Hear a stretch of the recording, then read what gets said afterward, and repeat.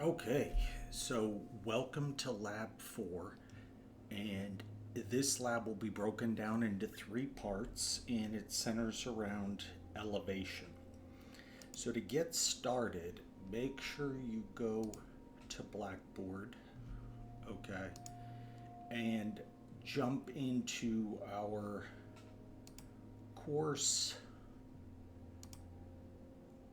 and go to Labs and Submissions, and then download this conus.zip. Conus is continental United States.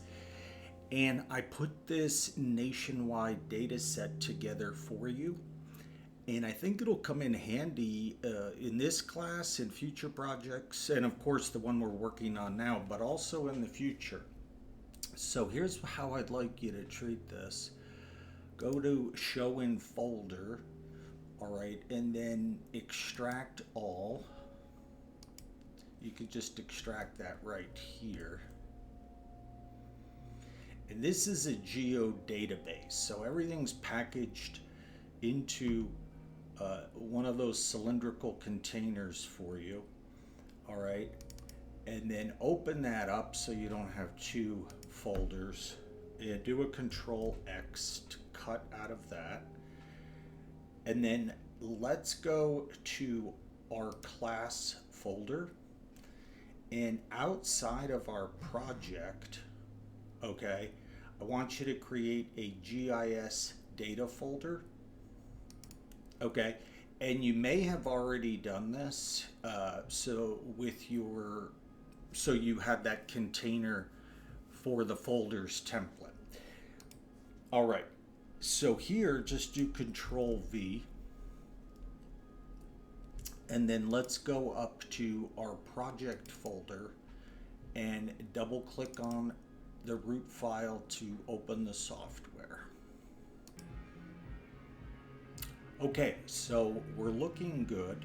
Now let's connect that folder by right clicking on folders, choosing this, and then we will navigate to,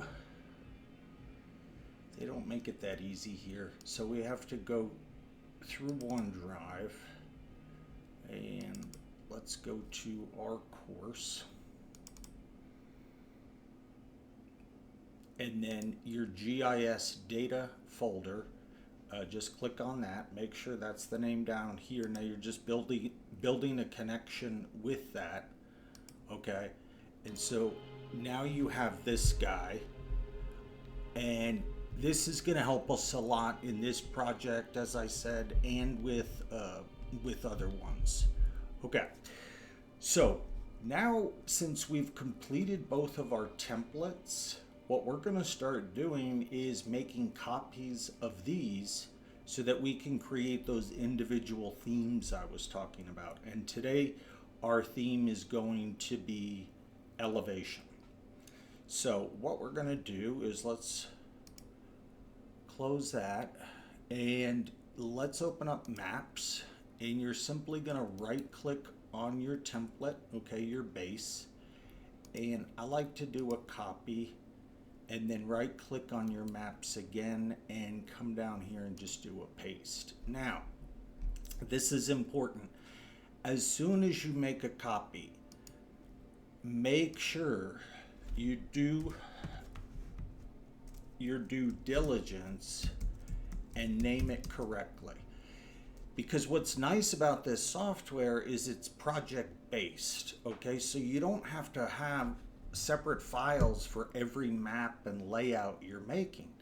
In fact, you can have 20 different maps and layouts in one project, and that might sound like too much, but it's actually not. It's a better way to work because all of your data is organized, all of your folder connections are organized, but the key to staying on top of it all is just naming things correctly. Okay, so let's do the same with layouts. All right, we're going to right click on this guy and let me choose a copy, and then on layouts I'm just going to do Control V, and then once again gently click that, elevation. Okay, now if you've noticed, these guys didn't open up. Okay, so what we need to do, let's make sure everything here is the way we want it. Okay, and it is. So we can close out of the layout. And then we have, I'm gonna swap out my world imagery. It's just hard to see everything else. So I'm just actually gonna right click and remove that. And you know what? I like this nice clean template to start working with. Okay. So I'm gonna hit Control Save. We've done a bit of work. And I'm gonna close out of my map. Remember, that's the icon for map. So I'm gonna close out of my map base. Now, let's open up our new elevation files. So we're gonna click on this fella, okay? And let's get rid of, let's see, everything but our boundaries.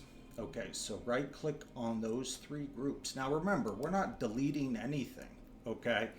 But we're not gonna need the transportation map in this, or the transportation data in this map. Okay, so let's also open up our elevation layout. Okay, and now it looks the exact same. I wish I had done this a little differently. But here's the thing. I want you to see this. So add a quick base map to your elevation map. Doesn't matter which one at all. But this is important. And it's also a really nice feature. Okay. So now come to elevation and you can see you don't see the base map here. And that's because it's still tied, the base map is tied to that Yano base. And let's just click on our map frame. And if you come here to the options tab, you can see that the map frame is connected to Yano base. So all you got to do is switch that to elevation and you're good to go. Now let's make sure that we rotate that the same way we did the other one. Oh, sorry, I think it was 2 degrees. Maybe it was 3. Yeah, there we go. Okay, and that way it's nice and straight up and down. All right, so far so good. Let's do a Control S. Okay, so now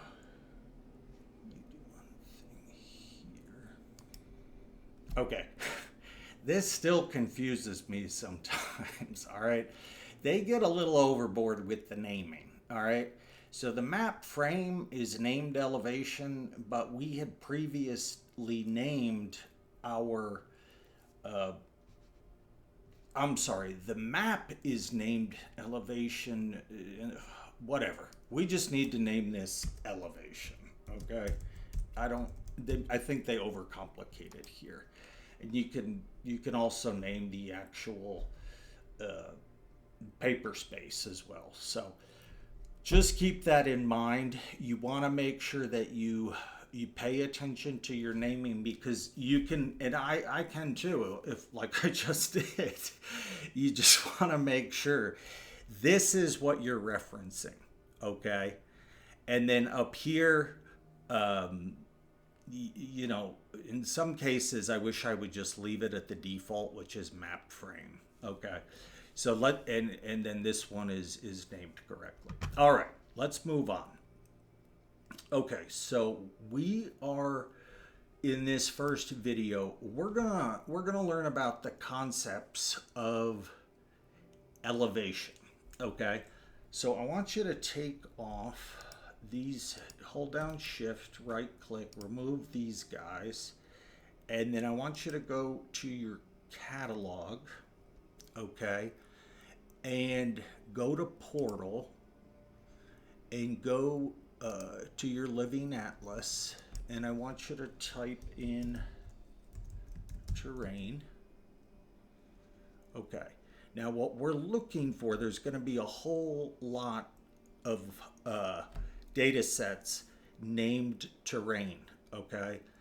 But we don't want anything other than this pure terrain. Now don't add it yet, because I want us to do a few things together so you can really learn how this works, okay? And it's a big data set.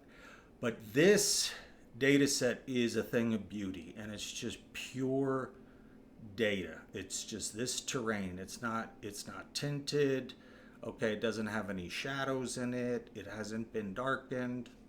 Okay, so what I want us to do is, let's double click on this guy, and we don't have any clipping on, and that's good. Okay, so we can add this by right clicking, and it's gonna take a little time to get in.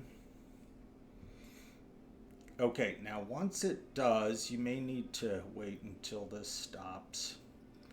I want you to right click on terrain and choose zoom to layer.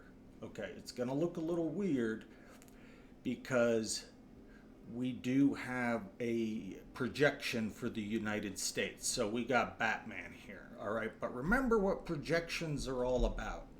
Projections are about increasing the accuracy of your AOI. That's so important for you to remember, because people get so confused about projections because they are complicated. There's hundreds of them, but at its heart, it's very simple.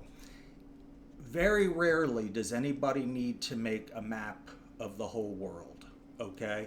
When you guys get into your first job or your career with a government agency or a firm or wherever you're going to work, you're probably going to be at the county or state level, and so that's going to be your AOI, is that general area, and there's going to be a projection specifically for that area, okay?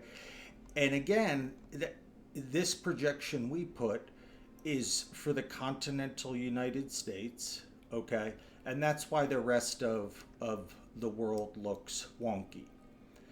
Okay, so let's zoom in to CONUS, the continental United States, and what you see are 256 shades of gray, okay, or values of gray. Now, the darker the value, the lower the elevation. Now, when I'm talking about elevation, I'm talking about the terrain of the earth, okay, the surface of the earth, okay. We're talking about mountains and valleys, okay, and it goes all the way down to sea level. In fact, this doesn't take into account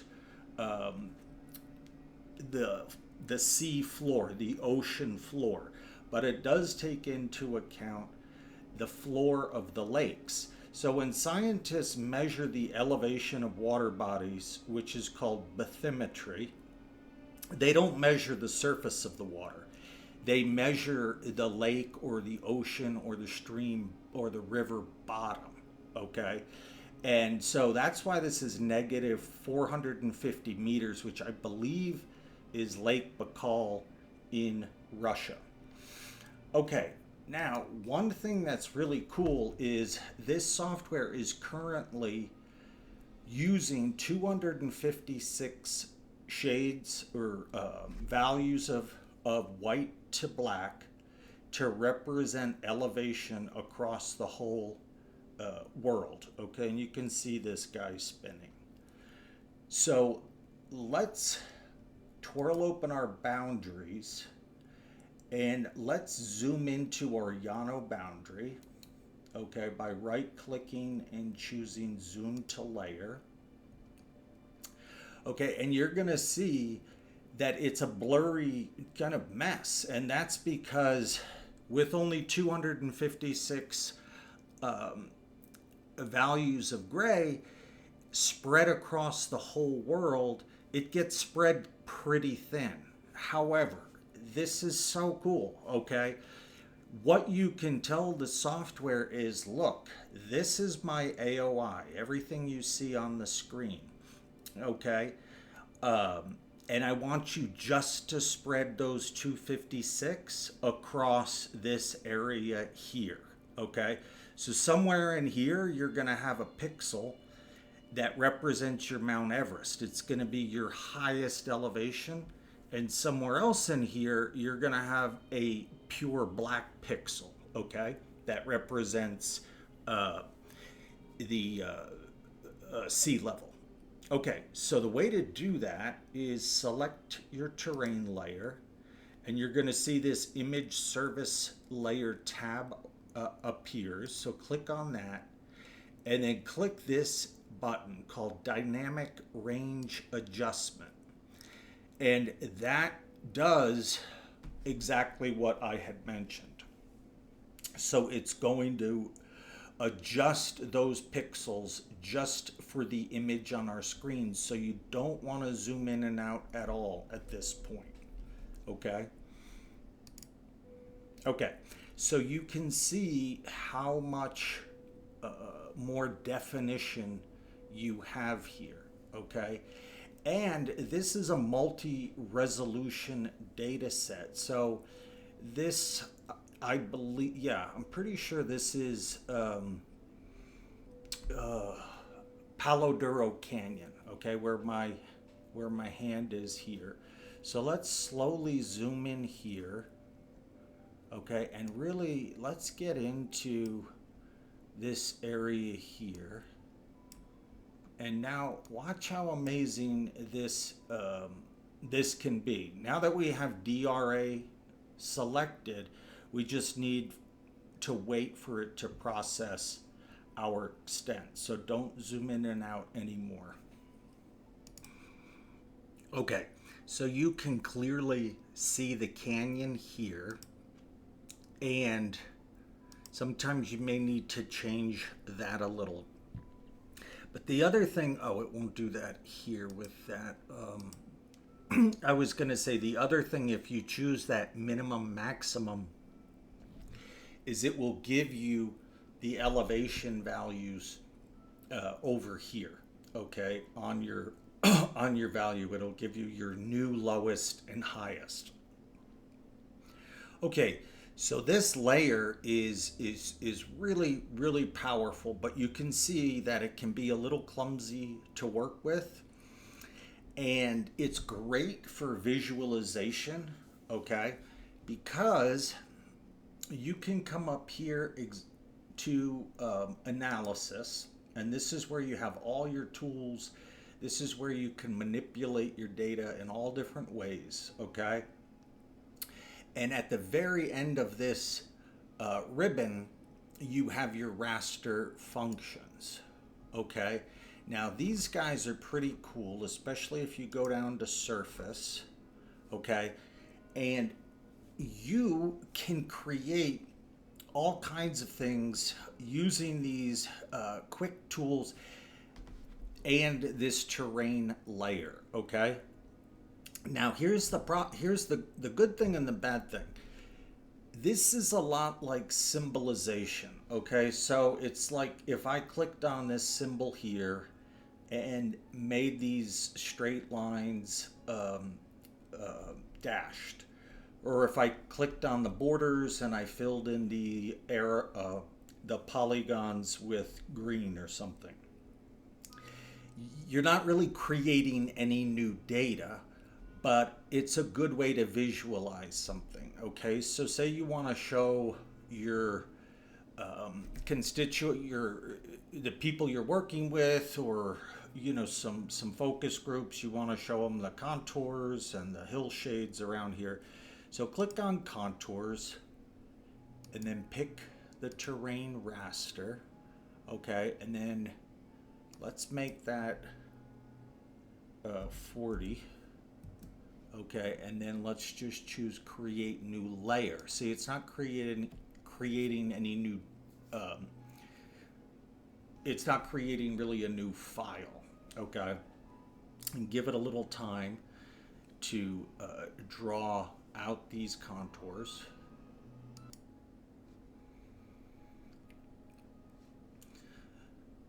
Okay, so you can see that you can end up with some very dramatic visual effects, all right? And yet, you don't see any labeling tab up here. And as I said, that's because there's not true data um, that's being created here. However, it's a very fast way to produce visual information about your AOI that you can then export in your layout. Okay, so that is the idea and the concept behind terrain data. Okay, now in the next video, I'm going to show you how we can use a different elevation data set and create actual contours and things that we can manipulate and use in a lot of different ways. Okay, so I will see you in that one.